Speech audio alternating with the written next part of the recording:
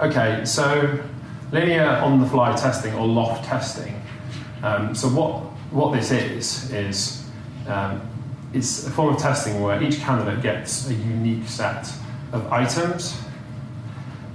So with traditional, with the simplest form of testing, it's kind of fixed form testing where every candidate gets the same items. So this is kind of nice and simple to understand, but probably the one major drawback of that is kind of security. If any of your items get compromised, then obviously all future candidates taking that test are going to be kind of influenced and affected by that. So one way of countering that is to maybe have a two-form approach where you've got two separate test forms, maybe with some common items for purposes of equating those forms, so making sure that regardless of the particular form that candidate takes, they get an equivalent testing experience.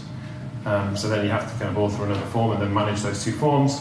But still, if any of your items get compromised, then half of your kind of future candidate population is potentially affected. And you can continue this, adding more and more forms, but then it's kind of more admin, more effort to maintain all of those forms. So if you take this kind of to the extreme, that's what loft is. Every candidate is getting this unique generation of items. Okay, so when we started looking at this with Parametric, we kind of thought, great, we've got something in Surpass called dynamic forms where you can create rules, create a simple content blueprint, and we can just churn out unique tests for candidates. So job done, what's next? But then working kind of with Leanne and her team, it kind of became apparent that kind of dynamic forms didn't fully address all of the issues that kind of linear on-the-fly testing or Parametric we're currently doing with our loft testing. So yes, dynamic testing does generate a unique set of items for each candidate, and all form generators are within the given constraints of the testing program. Yeah, dynamic forms pretty much does that, but it's kind of these other criteria of loft where dynamic testing in Surpass starts to fall a bit short. So each form generator is equivalent with respect to the content and statistical characteristics. So it really just deals with content, does dynamic forms. We do have a couple of things where we're using classical test theory, test creation, but we're probably stretching the limits of the system there. But loft this equivalence is typically achieved through the use of item response theory. So right there we've kind of gone beyond what currently Surpass could currently support. So it's probably fair to say that also the way Parametric were creating and delivering their loft exams was quite manual and potentially inefficient, if that's fair. So I think this was seen as a good opportunity to review that whole process and see if we could just come up with something better. Okay, so you might hear the term linear optimization. So this is kind of a technique that we used in combination with loft to solve this problem. But before I go any further though, for anyone from the US here, so you guys have this exact same concept in the US, it's just called something completely different. So I know it's confusing, but it's exactly the same thing, it's just called something different. So just remember that when I'm talking about linear optimization, I mean linear optimization. Why?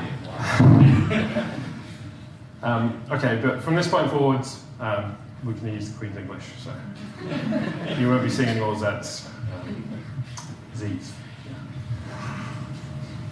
Okay, so what is linear optimization? It's probably enough silliness. So I went and kind of asked the best what it was, kind of Wikipedia, and that told me that linear optimization is a method to achieve the best outcome in a mathematical model whose requirements are represented by linear relationships. So, we're all clear on that? Okay, well, let's move on then. That's good. So, probably a good way of explaining what it is by example is to pick something we're all familiar with. So, kind of Google Maps planning a route. So you're planning a route from A to B, from Shipley to York, in this case. And So you've got an optimization problem here. There's lots of solutions to this problem you can get from should be to your in a number of ways, but there's also lots of constraints. So you can't just go as the crow flies, which would be the quickest. You're constrained by the roads that are available, the speed limit of each road, the traffic, etc. So these are all kind of constraints that need to be considered when picking the best journey. And also Google does some other clever things, like if you want, you can avoid highways, tolls and ferries.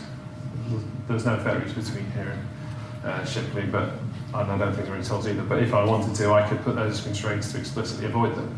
And then what Google's effectively doing in the background is huge amounts of computation to optimize the solution based on either the quickest or the shortest route, depending on what my preference is.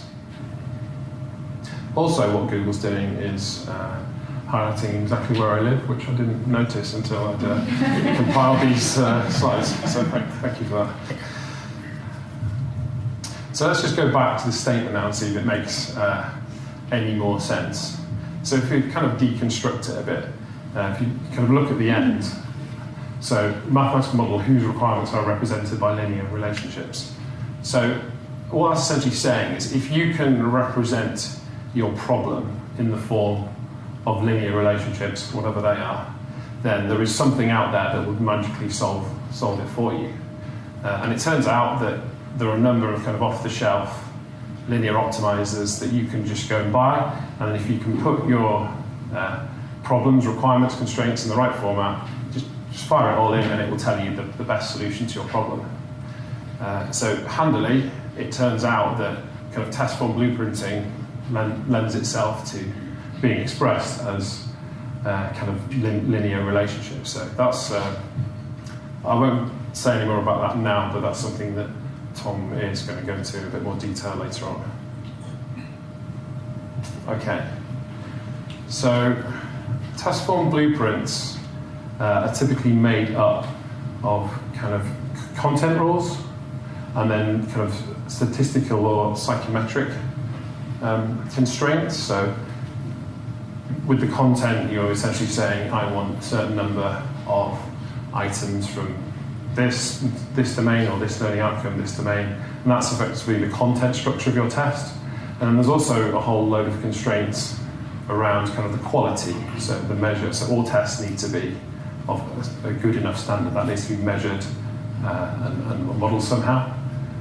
And also there are kind of other derived constraints, so things that can be pulled from the bank. So are there any enemies, relationships that need to be considered? So when pulling the form together, are there any item set relationships that need to be considered?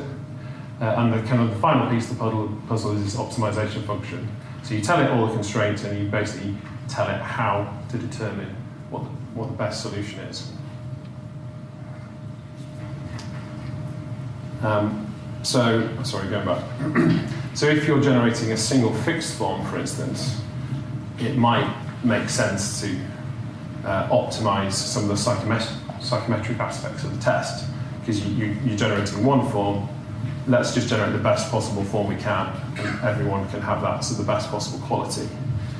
But with Loft, this best possible approach doesn't really make much sense, because if you think about it, only one candidate can get that best possible form, then every other candidate, they're getting something that isn't the best. So is that fair? So probably not. So with Loft, we took the approach that kind of a good enough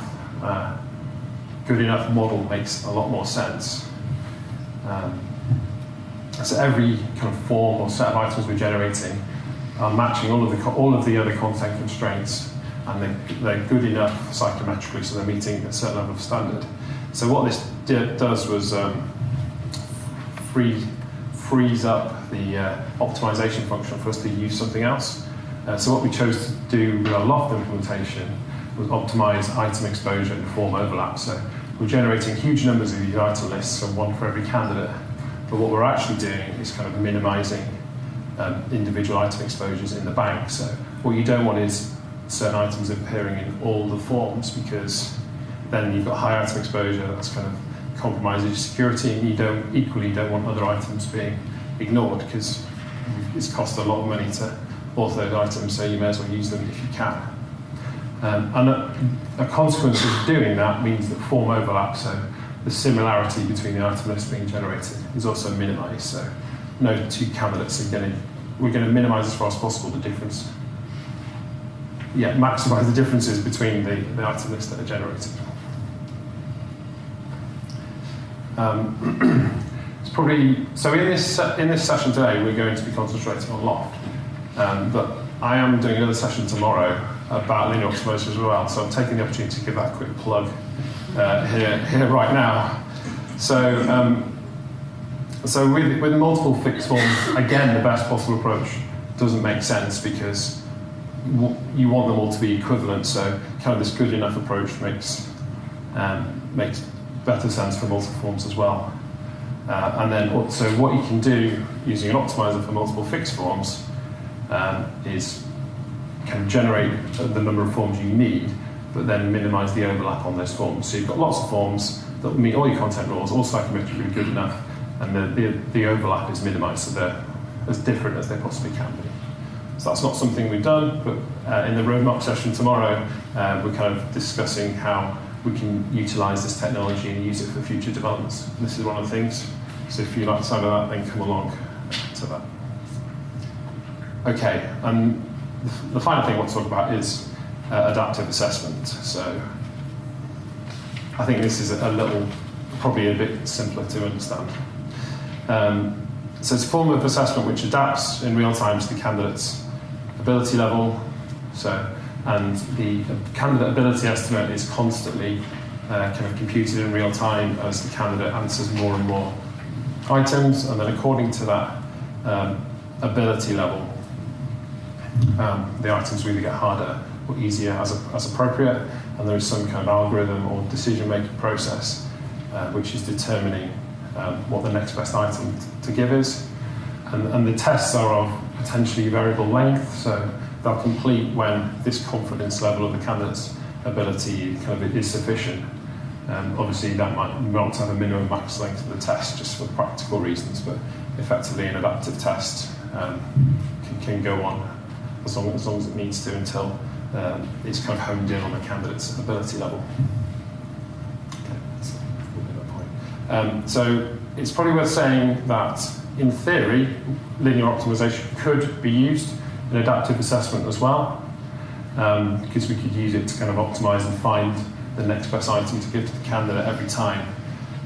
But working as part of the consortium with Alpha Plus, one of the other partners was CETO, I think it's fair to say, kind of experts in adaptive testing, and they kind of had a mature kind of pre-made algorithm that we've integrated and kind of hooked into Surpass.